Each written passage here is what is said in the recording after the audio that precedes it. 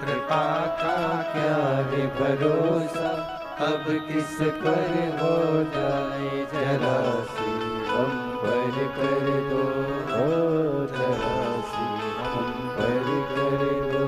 शिव कथा में शिव महापुराण के 3 क्रम बताए। शिव महापुराण के 3 क्रम का है। पहले नंबर पर है, प्रथम नंबर पर है भगवान शंकर पर जल समर्पित करना, पूजा करना, जल चढ़ाना, समर्पित करना।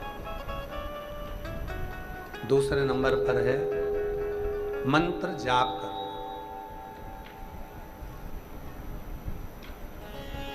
दूसरे नंबर पर है मंत्र जप करना।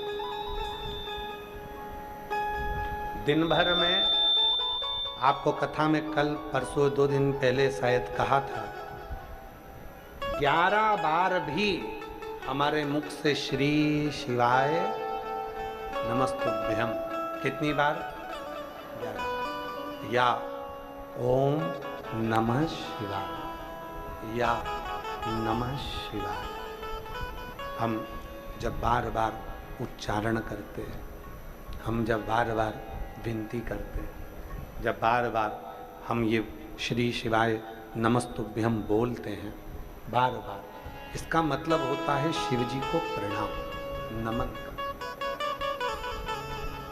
और जब हम बारंबार प्रणाम करने लगते हैं, नमन करने लगते हैं, तो शिव हम पर करुणा करने लगते हैं। तो 3 सूत्र बताए गए। पहले नंबर पर है पूजन, जल चढ़ाना।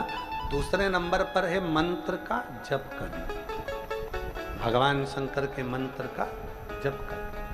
और तीसरे नंबर का जो सूत्र बताया गया, यदि हम जल नहीं चढ़ा सकते, मंत्र का जप भी नहीं कर सकते, कहीं जा भी नहीं सकते, तो फिर एक काम कहा, कोई शिव की भक्ति में डूबता हो, शंकर के नाम का जप करता हो, श्री शिवाय नमस्तुभ्यम बोलता हो, या कहीं ना कहीं किसी न किसी रूप में शिव भक्ति में डूबा हो, उसके मुख का दर्शन कर लेने पर भी हमें पुण्य फल की प्राप्ति हो। पुण्य फल।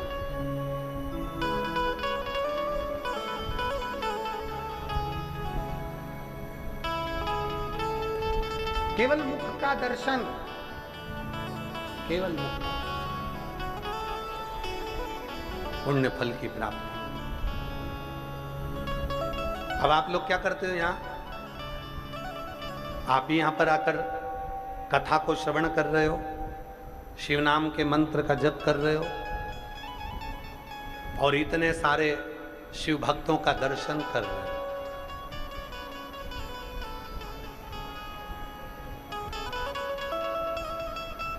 कुछ फल अपनी जिंदगी में पाए। एक कथा आती है बिदल और उत्पल की। 2 असुर हैं और दोनों असुर प्रबल हैं। और एक बार उन्होंने, असुरों ने ये सुन लिया था, बिदल और उत्पल असुर ने ये सुन लिया था कि 33 कोटि देवताओं की जो धर्म पत्नियां हैं, देवियां, जितने भी देवता हैं, उन देवों की जो धर्म पत्नियां हैं, देवियां, वो बड़ी सुंदर हैं, पर उन सभी देवियों में सर्वश्रेष्ठ सुंदरता यदि किसी की है तो वो केवल एक मां जगत जननी जगदम्बा अम्बा पार्वती की है। केवल वो एक की है।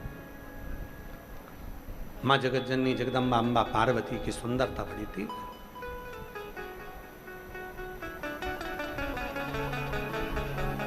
बहुत सुंदर है मां।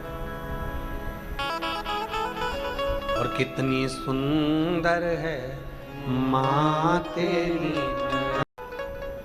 ओगड़दानी त्रिकालदर्शी कैलाशी अविनाशी शिव की कथा कर रहे।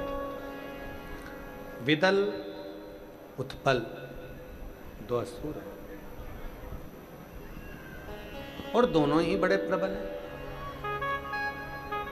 मां पार्वती के बारे में बहुत सुन रखा था कि बहुत सुंदर है, कभी दर्शन तो नहीं हुआ।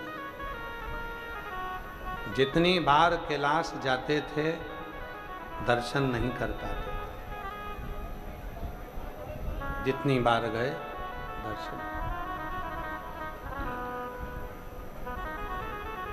दर्शन नहीं कर।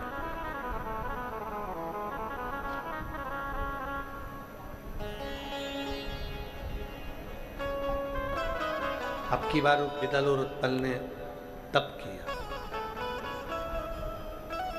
घोर तप किया।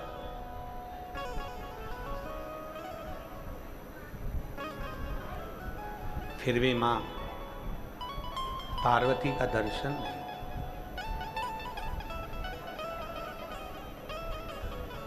तब करा मां पार्वती जी ने एक आम्र फल शिवगण के द्वारा विदल उत्पल के पास भेज दिया। जब वो आम्र फल विदल उत्पल ने देखा,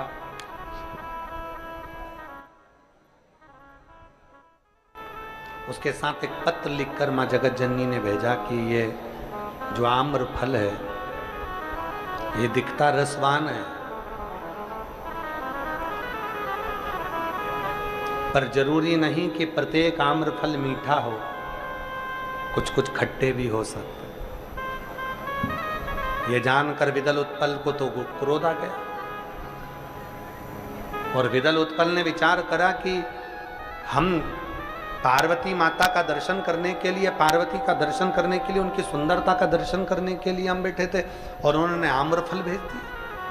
क्रोध में आकर अब की बार दोनों कैलाश पर चले गए और माँ आद्य शक्ति पार्वती मैया भोजन के पात्र को रखने के लिए बाहर आई थी, उनके स्वरूप का दर्शन किया।